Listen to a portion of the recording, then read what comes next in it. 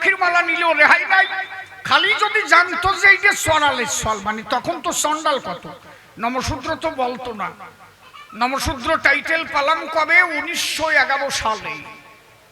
Census report থেকে এই গালি তুলে সিএস মিট সাহেবের করুণায় গুরুচাঁদ ঠাকুর তাকে ধরিয়ে চন্ডাল গালি মুছে দিয়ে সেদিন থেকে এরা নমশূদ্র হলো। কিন্তু আসলে যে আমরা সারাল সেই স্বভাবে হলো যাই নাই, নাহলে আজকে যে আবির্ভাব সেই দিনই আমরা মাল খাতি পারি। কথা কি আমি খারাপ করছি? তা গিটি জল দিবা না, আর কি ওই বসে রয়েছো সাঁতা কবা না? হ্যাঁ ঠিক আছে, আগে খান গানে গাই তারপরে আলোচনায় যাই নাকি? ওই যে ফাগুনের দোল পূর্ণিমায়, দাঁড়া বাকি রয়ে গেছে না, ফাগুনের দোল পূর্ণিমায় মৃদুলো মিঠা মোবাই, এই যে মিঠে হাওয়া, এই রঙের খেলা কেন? রং নিয়ে কারা খেলে? এই বুড়ো বুড়ো যে কটা আছে, এই যে আমাকে বয়স হয়ে গেছে, চারিদিক দিয়ে পাক ধরে গেছে, আমাকে কি আর সেই রঙের খেলা আছে? আন্ডার একটা সিরা হয়ে গেছে, তাও আসে যায় না, যে এনে সেনে প্রস্রাব করতে বলছি। এটা ইয়ং ছেলে তাই হবে, এটা ইয়ং মেয়ে তাই হবে, কেন হয় না? ওদের রঙের খেলা আছে, ওদের মধ্যে বসন্ত চলছে। আরে নোয়া নোয়া হেসে পরিষ্কার সাঁতার, তাদের শরীরের একটা কি ভাব আছে না? ওকে পৌষ মাসেও বসন্ত, আমাকে তো ফাল্গুন চৈত্র মাস, ওকে পৌষ মাসেও বসন্ত। দেখবা মোটর সাইকেল চালাচ্ছে, জামা প্যান্ট ট্যান্ট খুলিয়ে সে বসন্ত আলাদা। আমার তোমার সেই আমাকে বয়স হয়ে গেছে, সেই বসন্ত আমাকে আর আছে? বসন্তকালে নতুন নতুন গাছের পত্র ফেলে দিয়ে নতুন পত্র জন্মায়, পুরাতন ঝরিয়া যায়, নতুনের আগমন ঘটে। তাহলে মা বাবা দুইজন, বিজয়বাবু লিখেছে তার গানের মধ্যে কি, সেদিন ফাল্গুন দোল পূর্ণিমায়, মা বাবার সেই দোল পূর্ণিমা বসন্তকাল ছিল, মা বাবা দুইজন হয়েছিল মিলন, সেই মিলনের ফলে শোনেন ভক্ত জ্ঞানী দল, মাতা পিতা দুইজন মিলন হয়েছে, পিতা তার রং ছেড়ে দিল মার ধারে, পিতা রং খেলেছে গিয়ে মায়ের ধারে, সেই রং মা আমার রেখেছিল ধরি। বোঝা যাচ্ছে কি? সেই রং মা আমার রেখেছিল ধরি, 10 মাস 10 দিন গর্ভেতে ধরিল, ওই যে ফুলবনের মধ্যে আমার জন্ম হয়েছিল, একটা ফুল বাগানের মধ্যে আমার জন্ম হয়েছিল। কোন জায়গা ফুল বাগান? ওই যে মাতৃ জঠরে একটা ফুল বাগান রয়, যে ফুলের মধ্যে আমার জন্ম হয়েছে ভাই। এগুলো এখন বুঝবে না, আদিমকালে এগুলো ভালো বোঝা যেত। এখন তো প্রায় সিজার হয়, তখন ডেলিভারি হতো নাকি? তখনও সিজার টিজার ছিল না, ডায়েরি হতো। আমি তাই কইছি, উনি কয় যে ডায়েরি হতো। ডায়েরি কারে কয়? মারি সেটা ভাই, সে প্রসব পেতার মতো হয়েছে, কনে সিজার আর কনে ডায়েরি, এই এক হলো নাকি? হাগার বমি হলি তারে ডায়েরি বমি কয়। সাতা জামাই গেছে শ্বশুর বাড়ি, শ্বশুর কয় যে শাশুড়ির ব্যথা উঠছে, তখন তাই রোমাতো, মাইয়ে রোমাতো, শাউরি রোয়াতো, কি ঠিক কিনা? হাসে পরে সাতা রোমাতো কিনা তাই কও, সত্যি সত্যি না? এই দেখাই বুড়ি দেখছে, এই দেখাই যে দেখা বলছে, হ্যাঁ এই রোমাতো আমাকে বাড়ির পাশে ফুটিয়ে মার হয়েছে, হ্যাঁ ব্যথা উঠছে, শাউরির ব্যথা উঠছে। জামাই গেছে, শহুর করছে যে বাবা ওই বড় ঘরের দিকে যাইয়ে না। বলে কেন? কয় যে তোমার শাশুড়ির ব্যথা উঠছে। আমার শাশুড়ির ব্যথা আমি দেখতে যাব না, তাহলে আমি কিরম যাবো? জামাই মানে সল, তা আমি যাবো না? কয় যে না না, ওখানে যাওয়া যাবে না বাবা, ও ব্যথা সবার দেখতে হয় না। সখিয়ে লইয়া গে সোনার মানুষ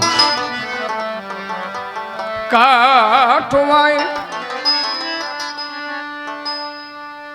কাটোয়ায় কাটোয়ায় কাটোয়ায় এলো এক সোনার মানুষ কাটোয়ায়। বলো হরি গুরু চাঁদ প্রেমানন্দে হরি হরি।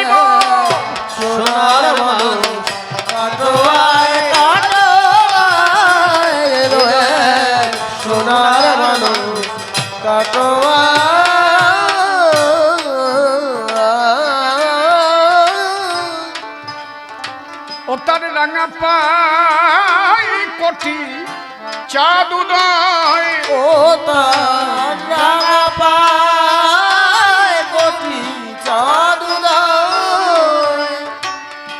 ভাবে এই মানুষ সন্ন্যাসী নাকি, এই মানুষ সন্ন্যাসী নাকি, এই মানুষ সন্ন্যাসী নাকি, সখী তোরা দেখছে আয়। হরি হরি বল ধ্বনি, হরি বল হরি বল।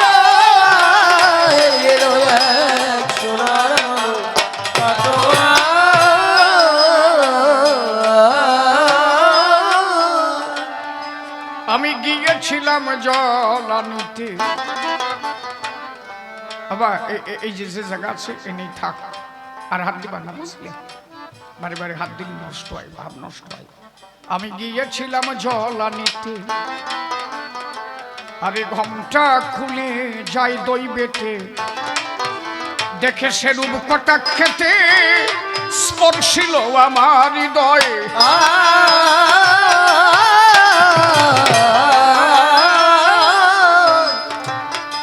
আমি আর পারি না ঘমটা দিতে,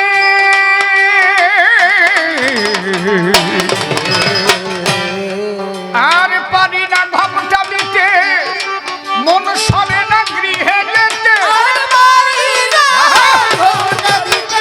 মন সরে না গৃহে যেতে। আমি আর পারি না ঘমটা দিতে, ওরে মন সরে না গৃহে যেতে, মন সরে না গৃহে যেতে। আমার মন গিয়েছে তার রূপের সাথে, আমার মন গেছে তার রূপের সাথে, ফিরানো হয়েছে দায়। এলো এক সোনার মানুষ কাটোয়ায় কাটো, এলো এক সোনার মানুষ কাটোয়ায়।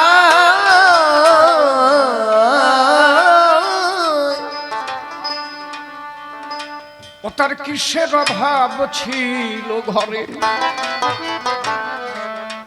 সন্ন্যাসী হয় তারই তরে, কোন প্রাণে ভারতী তারে সন্ন্যাসী বা করে দেয়।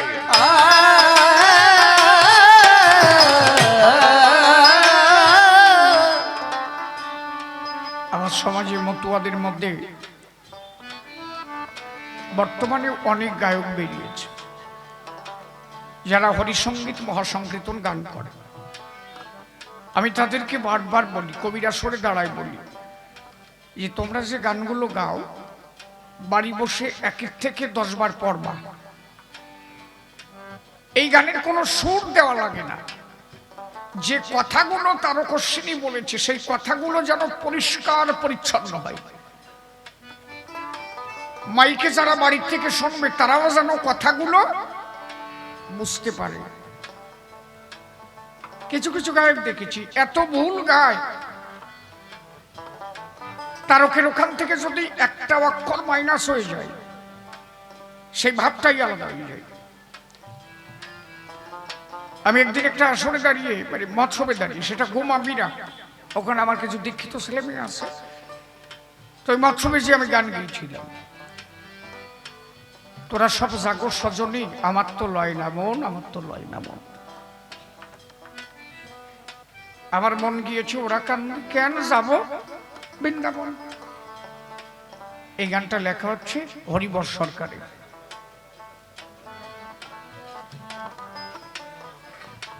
তা আমারে ওখানকার এক গোসাই উঠে আমার বললো যে এত বড় সরকার মানুষ এই ভর দুপুর বেলা এই গান কেউ গায়?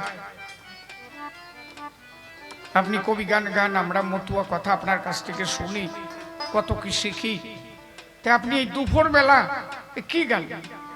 তোরা সব জাগর সজন, এই দুপুর বেলা মানুষের ঘুমাইতে উঠবো না।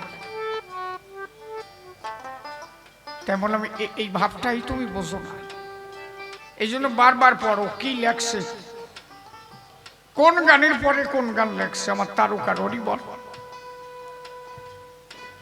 বর্গের জয় আকার গয়কার, এই জাগো মানে হচ্ছে ভোরবেলার জাগা। আর অন্তের জয় আকার গৌকার, এই জাগো মানে হচ্ছে যাওয়া। তাহলে এক বর্গের জ আর অন্তের জ, এই দুটো জ যদি পাল্টে যায় এর শব্দার্থ ভাব পরিবর্তন হয়ে যায়। কথা বোঝা যাচ্ছে কি?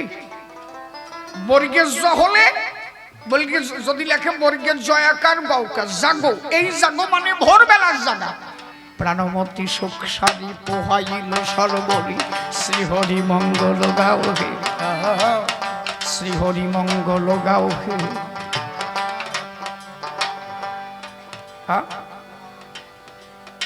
প্রেমানন্দে মাতিয়া রও হে, শ্রীহরি মঙ্গল গাও হে। প্রাণমতি সুখ সারি পোহাইল সর্বরি, শ্রীহরি মঙ্গল গাও হে। এই যে ভোরবেলা জেগে উঠেই গান গায়। আর অন্তের জয়াকার গৌকার, এই জাগো মানে তোরা আয়। এই যে কেউ ডাকতেছে, এইবার জাতীয়, বোঝা যাচ্ছে কি? যত সময় না বুঝবো আমি কিন্তু নামবো না। উঠেছি যখন, তারপরেও যদি কয় যে আমি মোটে বুঝি না, তাহলে তার বারিন্দায় যাইয়ে বুঝবো, তারপরে বাড়ি যাব। এর পরিষ্কার করে দিলাম। তারও গোসাই গান লিখলো, তোরা কে যাবি গৌর ঘাটে আইস, আয় কে কে যাবি গৌর ঘাটে আয়, তোকে নিয়ে যাচ্ছি, চল। নবদ্বীপে মহাপ্রভু এসেছে, চল গৌর ঘাটে নিয়ে যাই। কে লেখছে? তার গোসাই। মহাসংকীর্তন পড়ে দেখবা কি লেখছে, তোরা কে যাবি গৌর ঘাটে আইস। হরিবর সরকার পরের গান লেখলো কি, তোরা সব জাগো সজনী আমার তো লয় না মন। মানে তোরা যা, আমি যাব না। কেন যাবা না? আরে আমার মন গিয়েছে ওরা কাঁদি, কেন যাবো বৃন্দাবন? যার জন্য যার মন ধায়, পরাণ কান্দে যার জন্য, তারে না দেখলি হয়? মন কি বেঁধে রাখা যায়? এই জন্য হরিবার বলল, তোদের গৌর ঘাটে যাওয়ার ইচ্ছা তোরা যা, কিন্তু আমি মনপ্রাণ দিয়েছি হরিগুরু ছাদের ধারে, আমি আর কোথাও যাব না। ওরা খান্দি যাব।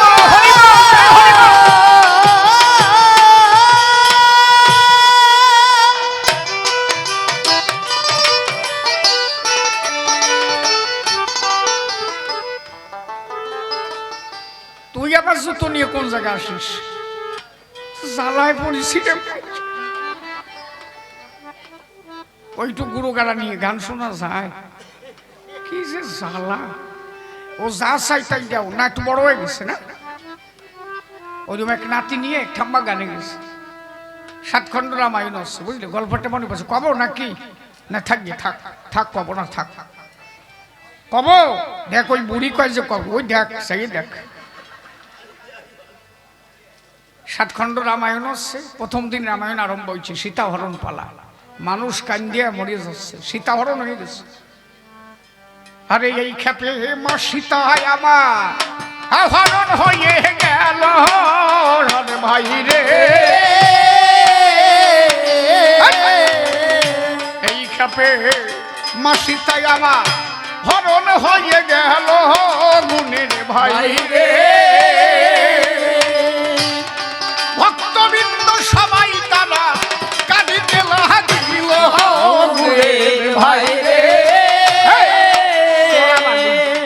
শালা এতটা নিয়ে ধরো কেন? পয়সা বেশি দেবে নাকি? ছোট নিয়ে ধর্ম না, তাল কাটিয়ে যায়। এই ক্ষেপে মা সীতা পার হইয়া গেল গুণের ভাই রে, ভাই রে। বুঝে না সে সালতি থেকে মাই হবে না, টের পাবি শালা শয়তান। ওরে তাহা শুনে ভক্তগণে কান্দিতে লাগিল।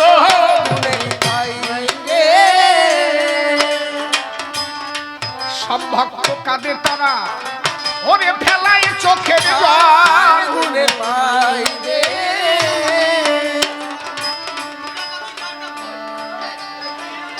আরে বাবা, সব ভক্ত কাঁদিয়া তারা পেলায় চোখের জল। গুণের ভাই রে বাবা ঠিক আছে ছেড়ে দেন। হ্যাঁ ওরা বোঝে না, ছেড়ে দেন। ওদের পোষা পাখি আমি গাবো, সে সময় দেবে না মানে কম।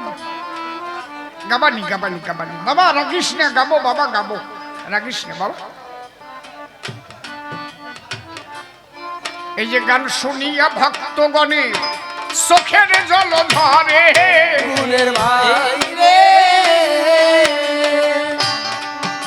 ভক্তগণ কাঁদিয়া সবাই বরাগরি পরে।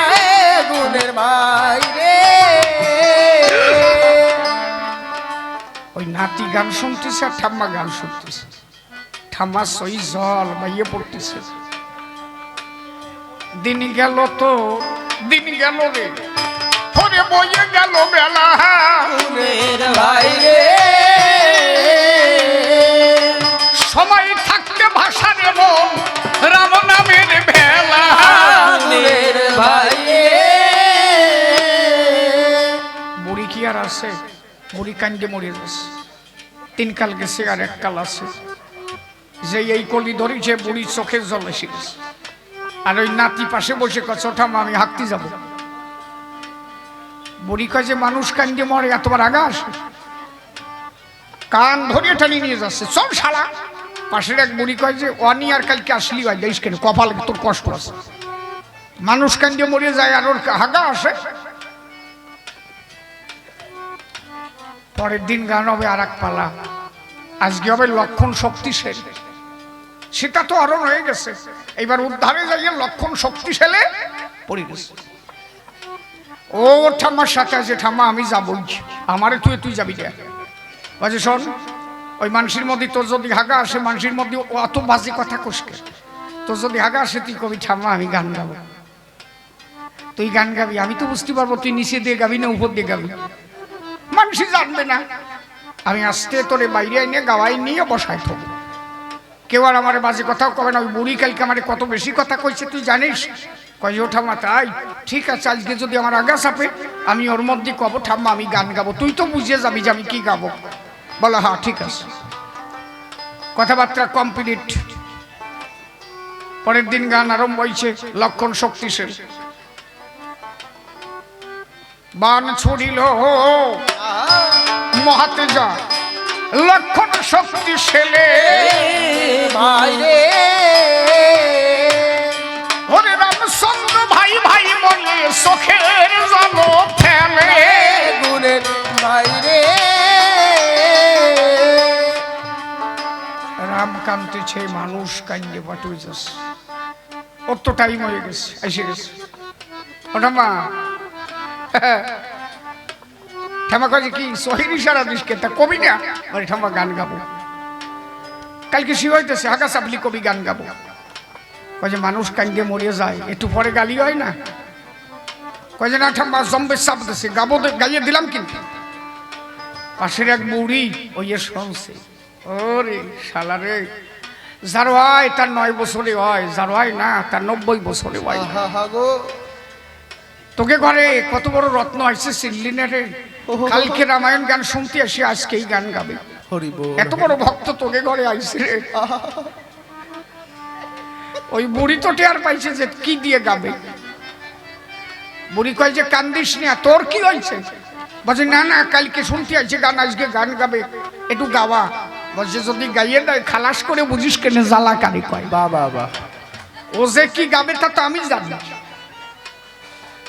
ও দেরি হয়ে যাচ্ছে, ঠাম্মার কল ঠাম্মা গাইয়ে দিলাম কিন্তু। কই দাঁড়া, পাশের এক বুড়ি কইছে এরা চেনে না, যে ঘরে অমূল্য ধন আসে তারা বোঝে তুই যে কি অমূল্য ধন। ওই বুড়ি কয় যে আমি কান পাতাচ্ছি, আমার কানে খানি গাইয়ে যা, আমি আর কয়দিন বাঁচবো, তোর মুখে নাম নাম শুনে যদি বাবা নদী পার হতে পারি। ও বুড়িরই কয় যে প্যান খুলে দাও। ও যে ফ্যান খুলে দিছে, বুড়ি তো আর জানে না কি করবে। কয় যে কান পাতাও, কান পাতাইছে, কানের মধ্যে ফ্যান ফ্যান বাড়িয়ে দিয়েছে, যাও শালা গাইয়ে দিলা।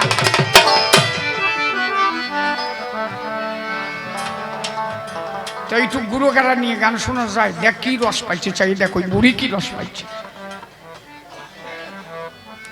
আস্তে মাঝে মাঝে দিবানি দিবানি নাকি মাঝে মাঝে দিবানি, নইলে তোমরা থাকবা না, আমি বুঝেছি।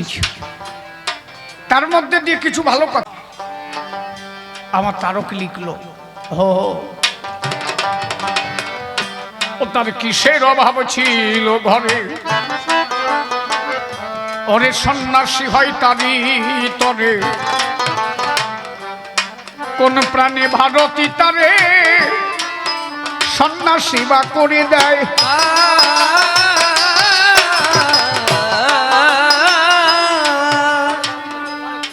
কোন ভাগী হৃদয়ের ধন সে কি বেঁচে আছে এখন,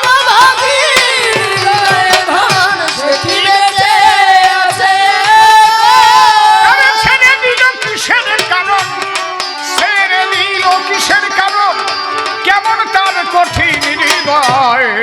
এলো এক সোনার মানুষ কাটোয়ায় সোনার মানুষ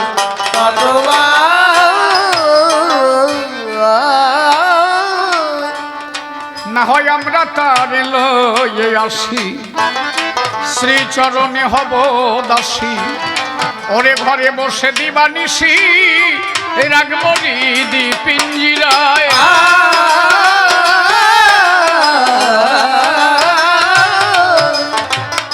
ওরে যদি না ফিরাইতে পারি হব তারি সঙ্গে সহচারী,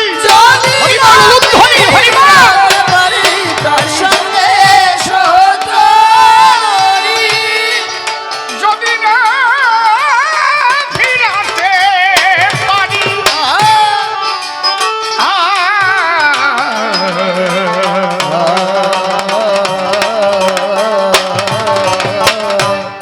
যদি না ফিরাতে পারি হব তারি সঙ্গে সহচরী, যদি না ফিরাতে পারি তার সঙ্গে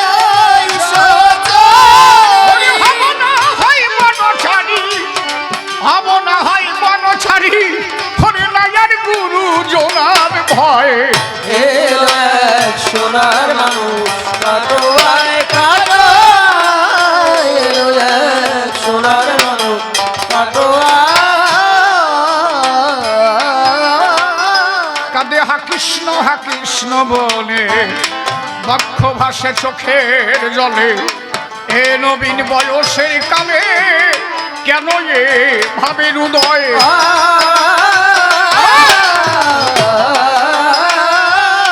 হরে কান্না দেখে কেন্দ্রে মরি, মনে কান্দে খনি হরি, বনে কাঁদে করি হরির গলা ধরে খরি, হরির গলা ধরে খরি, ধুলোই গলা গড়ি যায়। এলো এক সোনার মানুষ কাটোয়ায় কাটো, এলো এক সোনার মানুষ কাটোয়া। সখী এই মানুষ যে দেশে ছিল সেই দেশের মানুষ কি বলো, ওরে কেমনে গৃহেতে রল পাশানবী দরে যায়।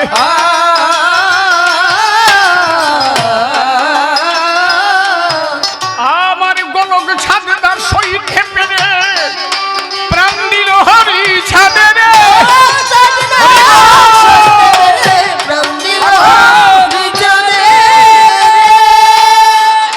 মহানন্দ খেলে ফেরে, মহানন্দ কেঁদে ফেরে, আমার তারকেরা নাই উপায়। এলো এক সোনার মানুষ কাটোয়ায় কাটো, এলো এক সোনার মানুষ কাটোয়া। একটা নারী কেমন হওয়া উচিত শোনো, কথা শোনো, যাতে সমাজ জাগরণ ঘটে। কবি গান মানে হচ্ছে সমাজ সংস্কার, খালি গান না, যা কবিতাই কবি, মাঝে মাঝে গান, যা কবিতাই কবি, মানে তুই যা কবি, তুই কি কবি রে কয় না, তা তুই যা কবি তাই কবি, আর মাঝে মাঝে গান, এই মিলাই হয় কবি গান। তাহলে আমার সাথে আমার মুখে কিছু কথা তো শুনতে হবে। কত বড় সতী নারী ছিল পাগল বিজয় সরকারের প্রথম স্ত্রী। তখন তো এই টেলিফোন টোন ছিল না। হঠাৎ করে বিজয়বাবুর স্ত্রী, রাত তখন 12টা বাজে, বিজয়বাবুর মাকে বলছে, ও মা, তোমার ছেলে আসছে। কোন দিকে তাকা আছিস তুই? তোমার ছেলে বাড়ি আসছে। বলো সত্যি? বলো হ্যাঁ। বলো 4-5 জন সাথে আছে। মা, আমি কয়েকটা ভাত চাপিয়ে দিচ্ছি। বলছে, বৌমা, ছেলে গেছে কত দূরে গানে, ও যে আসবে তুমি জানলে কিভাবে এত রাতে? যদি চাল নষ্ট হয়ে যায়, ভাত যেন নষ্ট না হয়। বিজয়বাবুর স্ত্রী বললেন, দেহখানা বাড়ি থাকে, মনটা তোমার ছেলের কাছেই থাকে। বলছে, দেহখানা আমার বাড়ি থাকে, মনটা তোমার ছেলের কাছে থাকে। তোমার ছেলে আসতেছে। বলে, যদি এসে থাকে তাহলে তুমি চাল নাও, ভাত যেন নষ্ট না হয়। তখন এই টেলিফোন টোন ছিল না। স্বামী স্ত্রীর মধ্যে কত বড় ভালোবাসা। মানে ওই আসর থেকে ডাক দিয়ে বলছে, বিনা পানি, আমি বাড়ি আসতেছি, তাড়াতাড়ি কয়টা ভাত চাপাই দাও। ওই আসরের থেকে খবর বাড়ি এসে গেছে, ফোন টোন না।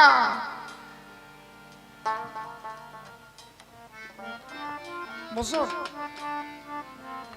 তারক গোসাই আর সাধনা, সাধনার সাথে তারকের ছিল নিষ্কাম ভালোবাসা।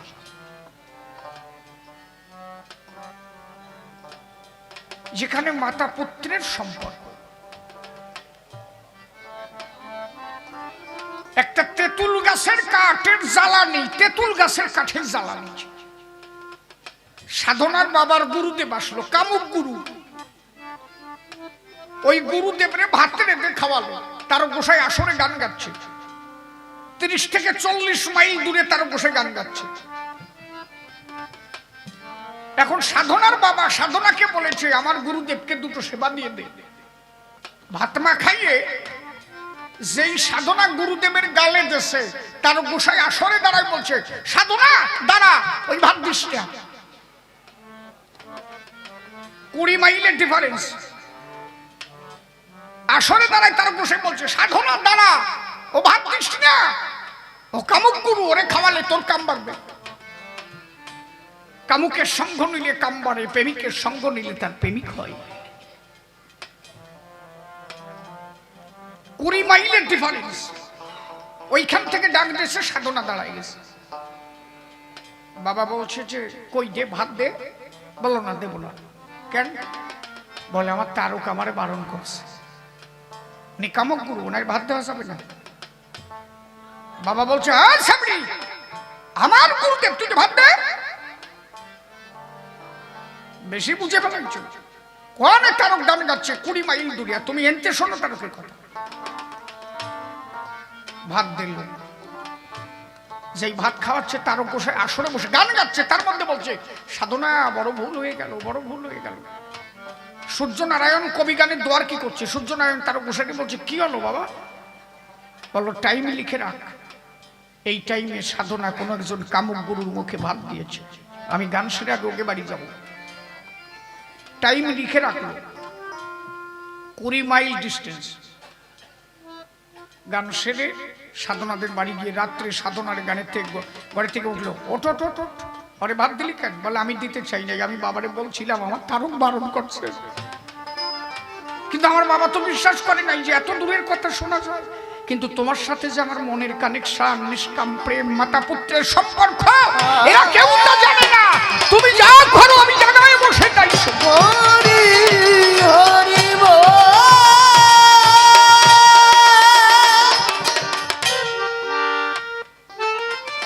প্রেম কি ভালোবাসা বুঝো। বিজয়বাবু শুধু আসর থেকে বেডের সময় বলেছে, কটা ভাত রান্ধো, আমি লোক নিয়ে আসতেছি। বাড়ি থেকে খবর হয়ে গেছে ভাত রান্ধতেছে। রান্না শেষ, বিজয়বাবু ওই 6-7 জন নিয়ে ঢুকছে। বিজয়বাবুর মা বলছে, বৌমা, তোমার সাধনা ভালো, তুমি সত্যি আমার ছেলেকে ভালোবাসো, আজকে আমি বুঝলাম। আমি মা হয়ে বুঝলাম না যে আমার সল বাড়ি আসবে, কিন্তু তুমি স্ত্রী হয়ে জানলে যে আমার ছেলে বাড়ি আসতেছে।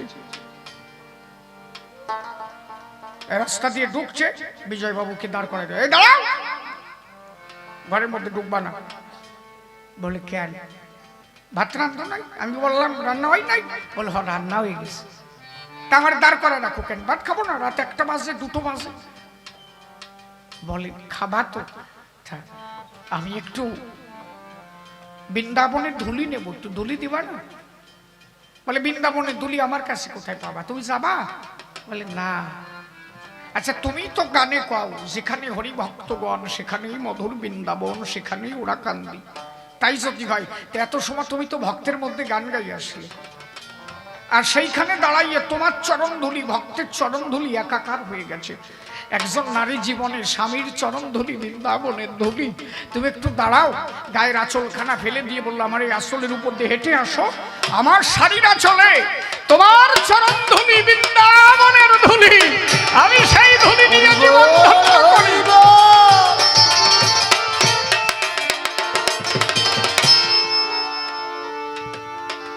মা, এই যত সম্মিলন করো আর হরি সবাই যে যদি ভালো ভালো গান গাও, বাড়ি যেয়ে যদি তোমার মনে স্বামী ভক্তি না থাকে, শ্বশুর শাশুড়ির প্রতি ভক্তি না থাকে, এক ওরা খালি খালি তোমার।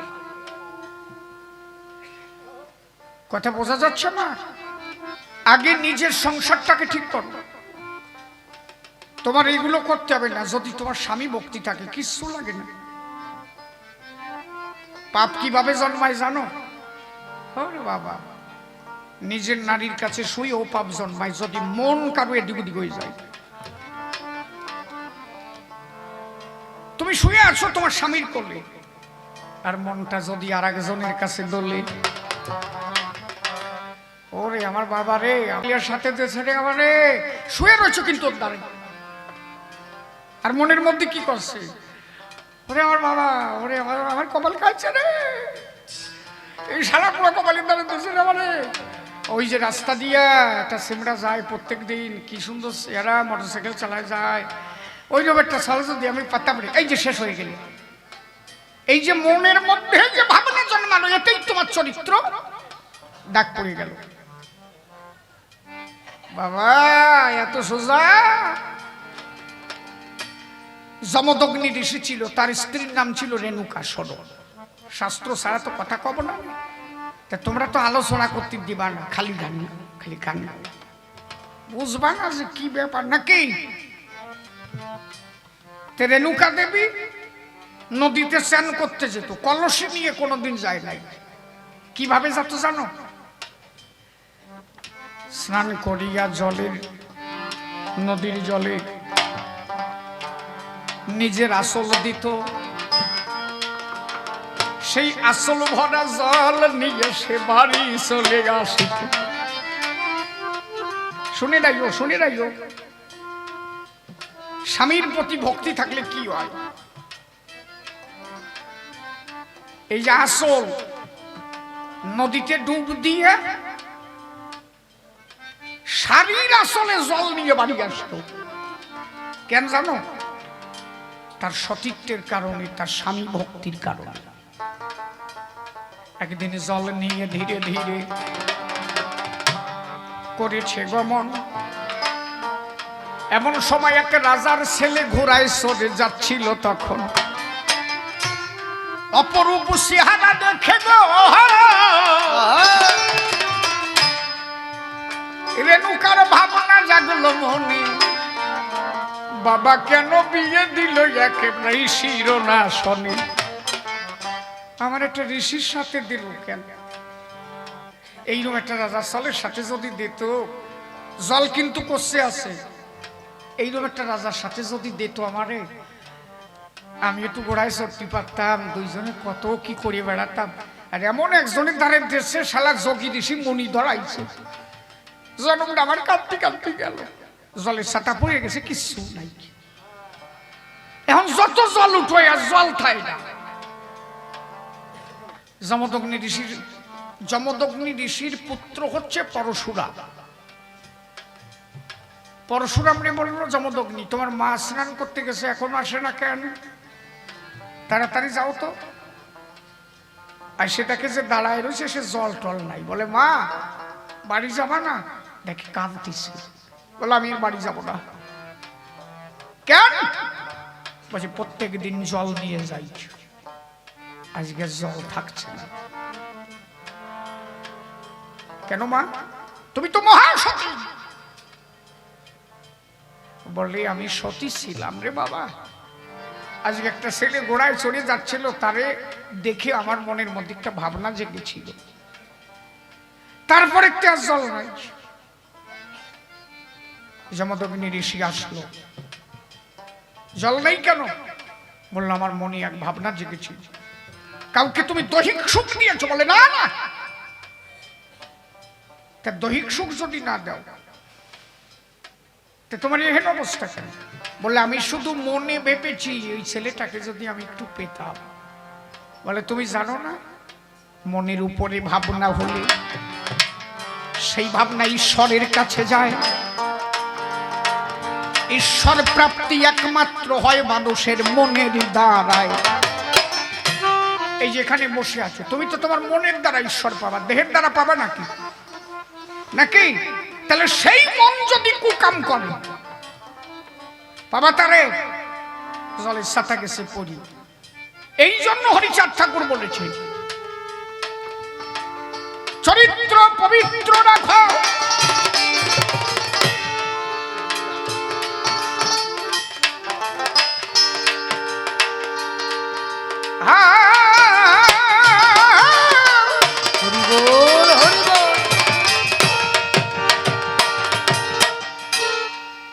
তাহলে নিজ নারীর সঙ্গেও তার ব্যভিচার হয়।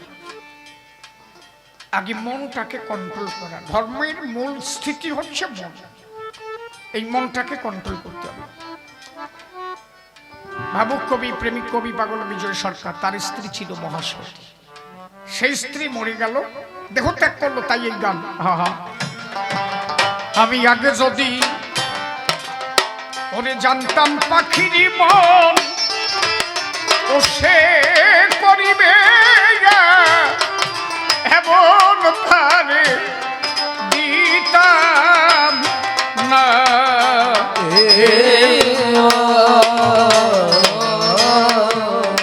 আমার কে এমন ঘরে দরদি আছে,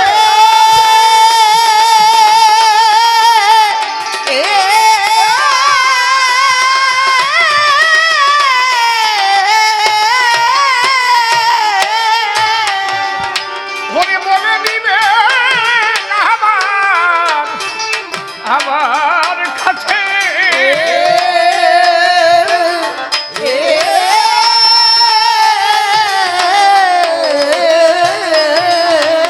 ওরে নিষ্ঠুর পাখি আমার আরে গেছে বলব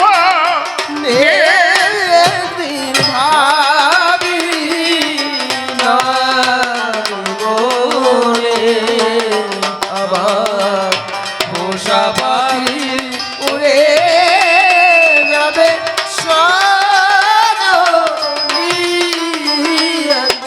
ভাবি না বলে। আজ পাখির মায়ায় ওরে পরে কত লোক আরে পেল আমার মতো সব সদাই জল ভরা দুই ওরে অসীম ভগবানের পাখি। হরিবল হরিবল হরিবল হরিবল।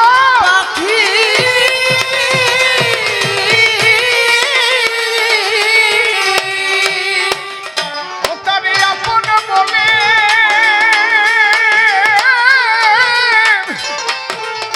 হরে কেন ডাকি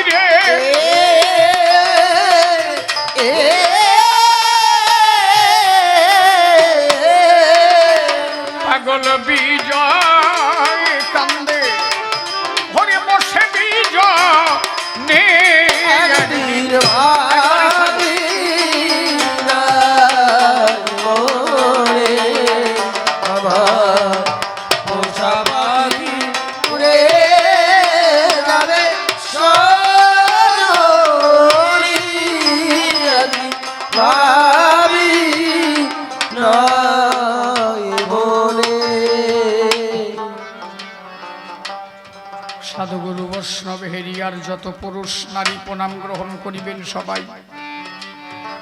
কবি কাব্যের আলোচনা, কেউ কথাবার্তা বলবেন না। গরম কিন্তু একেবারে কম না, এর মধ্যে একটু ধৈর্য ধরে বসে থাকা চাই।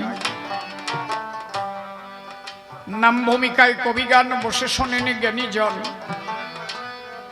একদিকে নিবারণ, আমি তারকের ভূমিকায় তাহার জবাব দিতে চাই। সুধিচতে বসে বসে করিবেন শ্রবণ। আমি আর পাশালিতে গেলাম না, কারণ প্রচন্ড গরম তো, এই বেশি সময় এক আসরে দাঁড়ানো যাবে না। আমি তো আবার আসবো, এরপরে উনি আসবে, আবার আমি আসবো। চারখানা আসর হয় কবি গানে নাকি? চারটি হবে তো, তাহলে চারটি হবে, ছোট্ট ছোট্ট করে আসর হবে। আমি ভূমিকাতে তারক গোসাই, ধর্মসভা স্থান, বিপক্ষেতে নিবারণ, শুনেছেন জ্ঞানীজন। বিভিন্ন ভাবে নিবারণের সেবা ওরে জিজ্ঞাসিল মোরে, বলো কি কারণে এসেছে হরিচাঁদ এই পতির জাতির ঘরে? তার প্রথম প্রশ্ন কি, হরিচাঁদ ঠাকুর এলো কেন? তাই তো, আজকে হরিচাঁদ ঠাকুর যদি না আসতো, ভগবান আসে কখন? গীতায় শ্রীকৃষ্ণ তার বাণী দিলেন, যদা যদা হি ধর্মস্য গ্লানি ভবতি ভারত অভ্যুত্থানং ধর্মস্য তদাত্মানং সৃজম্যহম পরিত্রাণায় সাধুনাং বিনাশায় চ দুষ্কৃতম ধর্ম সংস্থাপনার্থে সম্ভাবামি যুগে যুগে। ভগবান বলল আমি যুগে যুগে আসি। কখন? পাপী নিধন করতে, সাধুদের করতে পরিত্রাণ, জীবের করতে উদ্ধার। ভগবান আসে বারে বার। তাহলে এই সমাজের মধ্যে হরিচাঁদ ঠাকুর এলো, তখনকার পরিস্থিতি কি ছিল জানো? একটু শোনো। রামকান্ত বৈরাগী একদিন গোবিন্দ পূজা দিতে, রামকান্ত গিয়েছিল ওই বাসুদেবের সাথে। অনেক বৈষ্ণব তো বোঝে না, এই জন্য হরিগুরু চাঁদের নিন্দা করে। এই বলদ করা যদি বসতো তাহলে হরিগুরু চাঁদের নিন্দা করত? আচ্ছা, রামকান্ত বৈরাগী কি হরিগুরু চাঁদের পুজো দিয়েছিল নাকি? পাও, হ্যাঁ, কৃষ্ণ পূজা দিয়েছিল না, তা ওনার মারলো কেন? কি করছি বুঝলে? এই কয় বৈরাগী আছে দেখবা, কিছু বুঝবে না। আরে খাইয়ে না খাইয়ে হরিগুরু চাঁদের মানে লাগিয়ে যাবে। ওনারা দুজন ভগবান হলো কবি। না না, তা তুমি উনি হবে কেন? তুমি বাবু ভগবান, শালা শয়তান। রামকান্ত হরিচাঁদ ঠাকুরের পূজা দেয় নাই তো, রামকান্ত পূজা করেছিল শ্রীকৃষ্ণের। এ বৈরাগী কও এবার আমার কাছে, কও রামকান্তরে মারলো কেন? রামকান্ত তো কৃষ্ণ পূজা দিয়েছিল, সে মার খালো কেন? তার মানে কি তখন কৃষ্ণ বজ গৌর বজ এইরকম বিষয় না। বিষয়টা হচ্ছে এই, তুমি ছোট জাত হয়ে ভগবান স্পর্শ করলে কেন? কথা বোঝা যাচ্ছে? এর পরিষ্কার করে কবানি। তোমার অধিকার ছিল না কোনো মন্দিরে স্পর্শ করার।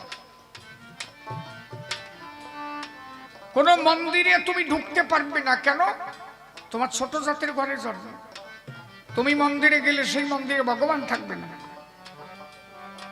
মানে আমাকে কত বড় ক্ষমতা বোঝো? আমরা মন্দিরে স্পর্শ করলে ভগবান সেখানে যাওয়ার কায়দা নাই। ভগবানের তে পাওয়ার আমার বেশি না। এটা কোনো ধর্ম হতে পারে নাকি? ধর্ম কি? ধর্মে কি কয়? এই জাতাজাতি করো। ধর্মে কি বলেছে? ধর্মে মানুষ বাঁচে বাড়ে, সম্প্রদায় তা ধর্ম না রে। অন্য বাঁচে নিজে থাকে, ধর্ম বলে জানিস তাকে। কে হিন্দু, কে খ্রিস্টান, কে মুসলমান? হরিচাঁদ ঠাকুর তাই বলেছিলেন কি, সব জীবে দয়া নামে রুচি। এই মানুষের নিষ্ঠা, ইহা ছাড়া আর যত সব ক্রিয়া ভ্রষ্টা। মানুষকে ভালোবাসিলে তাতে বড় ধর্ম হয়, মানুষের উপরে এ জগতে আর কোনো ধর্ম নাই। এই জন্য আমাদের মধ্যে হিন্দু মুসলমান খ্রিস্টান কোনো কিছু নাই। ঠাকুর বলেছে মানুষ দেখলে তারে ভালোবাসা চাই। যেখানে যে মানুষ মন্দিরে যদি যেত, তোমাদের জন্য কোনো প্রসাদ দিত কি জানো কি? এই যে তোমরা বাতাসা সিটোই দাও না, এই সিটো সিটি আর করবা না। এই সিটনি প্রথা কবে থেকে শুরু হয়েছে জানো? জানোই না। যদি জানতে তাহলে এইভাবে বাতাসা সিটোতেই না। মন্দিরের দ্বারে গিয়ে আমার এই সমাজের মানুষ যখন দাঁড়াতো প্রসাদ পাওয়ার জন্য, ওরা হাত দিয়ে কাউরে প্রসাদ দেয় নাই। ওই মন্দিরের প্রসাদ নিয়ে এরকম সুচাই দিত, খা। আর ওই প্রসাদ মাটিতে পড়ত, আর আমার এই বলদগুলো ভাবতো কি যেভাবে পাইছি তো ওই মাটিতে নিয়ে ধুয়ে মুছিয়ে খাত। এই যে সিটনি প্রথা শুরু হলো, কথা বুঝতেছ নাকি? তা তোমরা ছিটবা কেন? ঠাকুরের প্রসাদ ছিটবো কেন? তো অমৃত, তাকে সম্মান করো। ঠাকুরের সামনে পুজো দিয়ে সেই প্রসাদ ভক্তের হাতে হাতে দাও। এটা আমার ঠাকুরের প্রসাদ, তুমি নাও, তোমার জীবন ধন্য হবে, তুমি আনন্দে যাবে।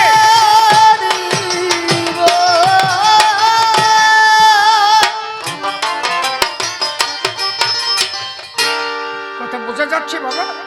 তাহলে এই যে প্রসাদগুলো ছিটিয়ে দিত, মানে তোমাকে হাতে দিত না, কারণ তোমার হাতের স্পর্শ পেলে তাতে তাদের জাত চলে যেত।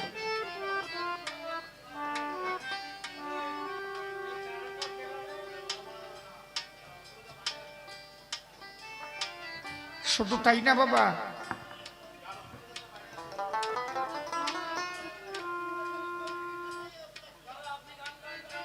আমাদের সমাজের মানুষ এমন একটা সময় ছিল, আমাদের সমাজের মানুষ যখন রাস্তা দিয়ে যেত গলায় ঘটি বেঁধে দিত। মানে প্রসাদ তো দেওয়ার কথা পড়ে, গলায় ঘটি বেঁধে দিত। কেন? সারাদিন থুতু ওই ঘটির মধ্যে ফেলতে হতো। আমার এই মেয়েরা যখন আমার মায়েরা রাস্তা দিয়ে যেত, সেই থুতু এনে বাড়ি ফেলতে হতো। কেন? ওই উচ্চ বর্ণের কিছু মানুষ বলতো, আমি কিন্তু সমস্ত ব্রাহ্মণকে নিন্দা করি না, এখন অনেক ব্রাহ্মণ্য শ্রেণীর মানুষ আছে যারা এর প্রতিবাদ করে, যারা একবার শিক্ষিত হয়েছে, তারা বুঝতে পেরেছে মানুষ কবু ছোট হতে পারে না। মানুষ তো আপনি বনগাঁ হাসপাতালে জানতো, যেখানে ডেলিভারি রুম আছে, একজন মুসলমানের সন্তান কি আলাদাভাবে আসছে? কি একজন নমশূদ্রের সন্তান কি আলাদাভাবে আসছে? একজন ব্রাহ্মণের সন্তান কি আলাদাভাবে আসছে? একইভাবে জগতে আসছে, একই সন্তান। আমরা যে সন্তানটা জগতে আসছে সে নিজেও জানে না আমি হিন্দু হয়ে এসেছি, না আমি মুসলমান হয়ে এসেছি, না আমি নমশূদ্র হয়ে এসেছি। কিন্তু ওইখান থেকে কোনো একজন মুসলমান একটা ছেলেকে নিয়ে গেল, সে মুসলমান হয়ে গেল। কোন একটা নমশূদ্র ছেলেটাকে নিয়ে গেল, সে নমশূদ্র হয়ে গেল। কোন একজন কপালি নিয়ে গেল, সে কপালি হয়ে গেল। আচ্ছা, মূলত ভগবান যখন মানুষকে পাঠিয়েছিল, কোন জাতিভেদ করে কি পাঠিয়েছে? এই জন্য লালন বলেছিল কি, সুন্নত দিলে হয় মুসলমান, নারীর তবে কি হয় বিধান। ব্রাহ্মণ চিনি পৈতে প্রমাণ, ব্রাহ্মণী চিনি কি করি, সব লোকে কয় লালন কি জাত সংসারে। জগতে কোনো জাতি নাই। এই জন্য হরিচাঁদ ঠাকুর বলেছিল কোন জাতি দেখবে না, শুধু মানুষকে ভালোবাসবে। মানুষ ছাড়া আর জগতে কিছু নাই, মানুষকে ভালোবাসবে।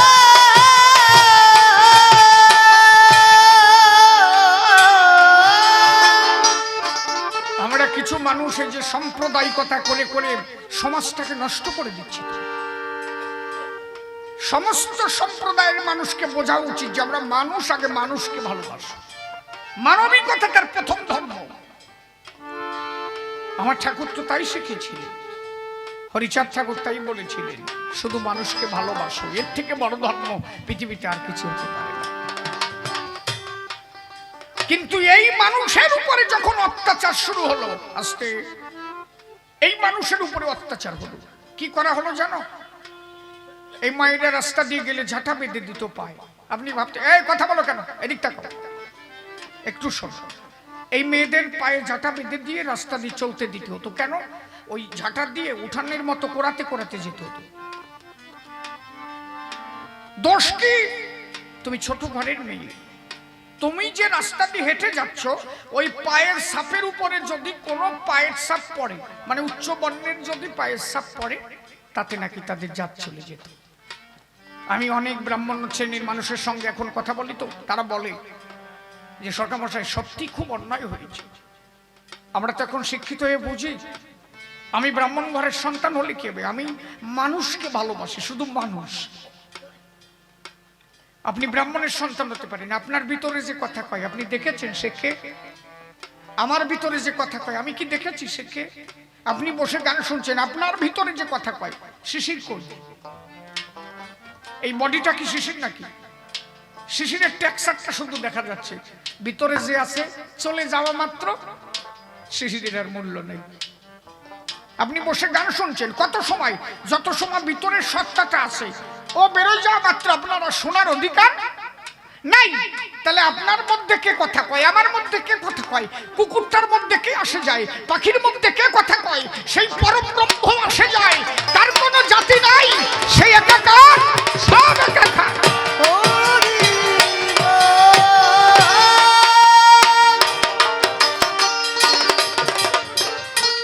মানুষ যখন এই মূল সত্যকে একবার জানতে পারে, তখন তার কাছে আর কোনো পার্থক্য থাকে না। তাহলে এই মানুষের উপরে যখন হারের লড়াই আন্দোলন ছুটে গেল, এরা হাহাকার করেছিল বাঁচার জন্য, শোনেন জ্ঞানী দল। একটা বাস্তব কথা শোন, ভারতবর্ষে যিনি পার্লামেন্টে সংবিধান রচনা করেছিলেন, ভারতবর্ষ যে রুলসের উপর দাঁড়িয়ে আছে, এই রুলস, এই আইন কে লিখেছিলেন? বাবা সাহেব ডক্টর বি.আর. আম্বেদকর। জন্ম ছিল কোন ঘরে? মাহারের ঘরে, ছোট জান। আপনি কি জানেন স্কুলে যখন বাবা সাহেব গেল, ওনাকে কোনো জল খেতে দেওয়া হতো না। ওনার যদি জল পিপাসা চাপতো, পাশের থেকে কেউ উঁচু করে জল ঢেলে দিত, ওনাকে ঢক ঢক করে খেতে হতো। যদি বলতো আমাকে পাত্রটা ধরতে দেওয়া হোক, ওনারা বলতেন যে তুমি এই পাত্র ধরলে তাতে সুস লেগে যাবে, তুমি ছোট যাও। কি নির্মম অত্যাচার বোঝো? জল পিপাসার কারণে মানুষ যেখানে পায়খানা করে জল শৌচ করে না, এখন তো পাকা পায়খানা হয়েছে রে বাবা, তখন কি তাই ছিল? ওই জল শৌচ করতো যেখানে, এত জল পিপাসাতে বেঁচে শৌচ করা জল খেতে গিয়েছে আম্বেদকর সাহেব। পিছন থেকে একজন ব্রাহ্মণ এসে চমচম করে বাড়ি দিল, বললো আমার অপরাধ, বললো এখানে আমরা জল শৌচ করি, তুই এই জল খেলি কেন? সুস লেগে গেল। ভগবানের কি খালি খালি আসতে হয়েছে নাকি? বোঝা যাচ্ছে নাকি খালি খালি আসছে নাকি? তুমি কৃষ্ণ ভক্ত হওয়ার, কালী হওয়ার, গৌর ভক্ত হও, কোন ভক্তে কুল দেয় নাই, চলার কায়দা ছিল না।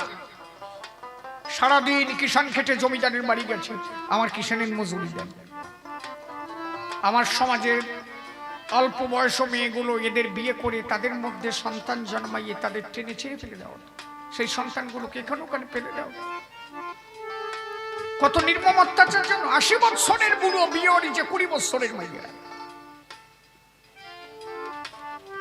যদি সতীদাহ প্রথা তখন না তুলতেন, পরিস্থিতি কি থাকতো বোঝো? মানে কি অত্যাচারের মধ্যে পৃথিবী চলেছে তখন। মানুষকে মানুষের সম্মান দেওয়া হয়নি।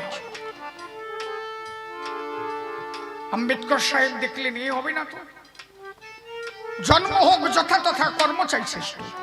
আপনি বলেন আপনাদের বনগা কোর্টের যদি জজ সাহেব কোনো নাপিতে চলায়, আপনি কোর্টে যে বলতে পারবেন এই নাপিতে চলে এদিকে পারবেন? কেন পারবেন না? যাতে কিছু আসে যায়, উনি ওনার ডিগ্রি নিয়ে ওখানে জজ সেজেছে। যেখানেই জন্ম হোক কর্মশ্রেষ্ঠ, সে তার কর্মের দ্বারা শ্রেষ্ঠত্ব পেয়েছে। মানুষের জন্ম কোনো কিছু আসে যায় না, তোমার কর্মের দ্বারা শ্রেষ্ঠ হও, শ্রেষ্ঠ হও, শ্রেষ্ঠ হও।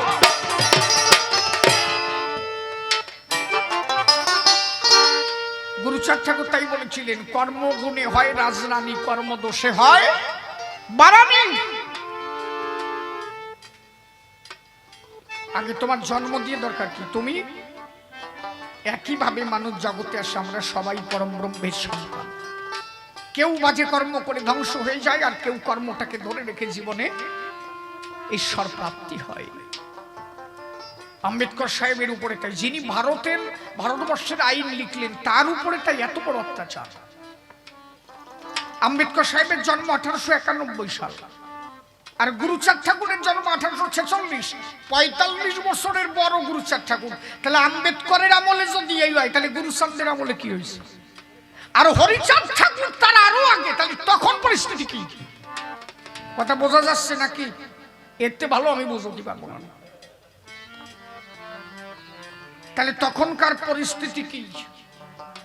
আমার সমাজের মানুষকে যদি জিজ্ঞাসা করা করতো, ছেলেটা কি হয়েছে, কয় যে ভালো মানুষ হয়েছে।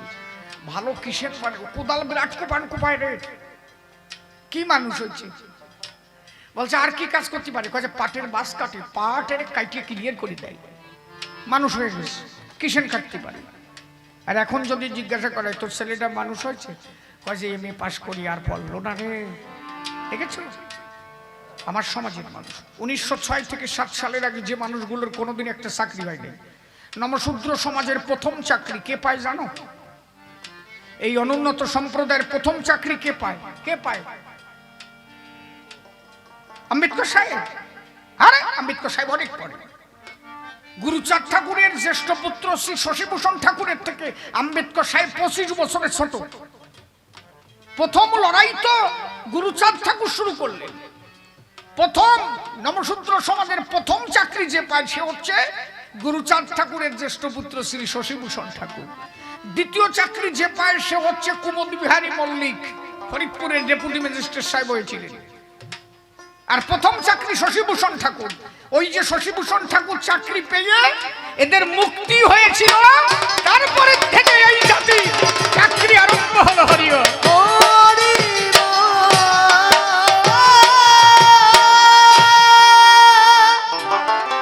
আজকে হরি গুরুচাঁদ যদি না আসতো, এত টাকা খরচা করে জায়গা অনুষ্ঠান করতে পারতাম আমরা? ওরে কি কবরে শালা পরের বাগানে সোলা টানিয়ে টানিয়ে পুড়াইয়ে খাইয়া হনুমানের মতো হয়ে গেছে, মুখ কালা হরি সাই গোষ্ঠী গোষ্ঠী। সোলা খাওয়া কারা কারা? পোড়ায় সোলা খাও নাই? কথাকে আমি মিথ্যে করছি? তাল মোটা খাওয়ার লোক কারা আছে? হাত তোলো দি। আরে ফ্যান খাইছে, শিশির ফ্যান খাইছে, ফ্যান খাইছে। ফ্যান বুঝো না? ফ্যান জানি কয় বাতের ফ্যান। ও তুমি বুঝবা কি? আর দিনকের গুরু কেনা আমরা একটু বয়স জাগে হয়েছে, ফ্যান না খাইয়ে কেউ বাঁচিয়ে আছি আমরা? খিদে যেই লাগছে স্কুলিতে আইছি ফ্যান খাইছি। আর এখন সালমা এনে 10 টাকা দি যা একটু কুরকুরি খাইয়া, কুরকুরি খাওয়া আইছে। শালা আমার একটা মাই আছে, খালি কুরকুরি খাবে, খালি কুরকুরি খাবে। সলেরটা সেটাও খালি কুরকুরি খাবে। ওরা টাকা পাইছে তো, আর আমরা চাইয়ে 5 পয়সা বাবা দিতে পারে নাই। কেন? বাবা তো সংসারই চালাতে পারে নাই। আর আমার সমাজের মানুষ কাজ ছিল কি জানো? তখন প্রধান কাজ কি? ওই পরের জমি ভাগে নিয়ে চাষবাস করা আর জাল মশি নিয়ে মাছ ধরা। এর উচিত কথাগুলো শোনো। ওই ফুটিয়ে জাল পাইতে তো শুষ্র ফুটি বাঁধত, জিয়েল মাছ বাঁধত। শালা ওই যে পাট শাকের মধ্যে জিয়েল মাছ আর শুকনো লঙ্কা দিয়ে না, সেটা আলাদা টেস্ট। কি ঠিক কিনা কথা কই গো ভাই? সেদিন আর হয় না রে। ওরে সামনের বার বাইনা দিলে আমার দেশ দিয়ে পাট পাত আর জিয়েল মাছ দিয়ে তুই খাতিস।